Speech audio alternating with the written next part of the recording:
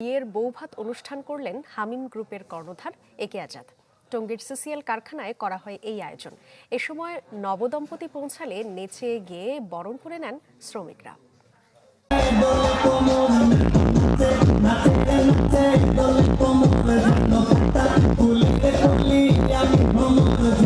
দিনটা ব্যতিক্রম হামিম গ্রুপের শ্রমিকদের জন্য। নেচে গিয়ে মালিকের ছেলের বিবাহ উত্তর অনুষ্ঠানে যোগ দেন তারা।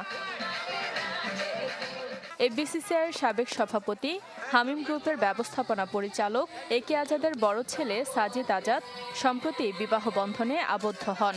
সকালে বর ও নববধূ কারখানায় এসে পৌঁছলে ফুল দিয়ে বরণ করে নেন শ্রমিকরা। এ সময় শ্রমিকদের সাথে বিশেষ প্রীতিভোজে উপস্থিত ছিলেন মালিকপক্ষের পরিবারের সবাই। এতে খুশি তারাও। বৌভাত অনুষ্ঠানে অংশ নেন প্রায় 20,000 শ্রমিক।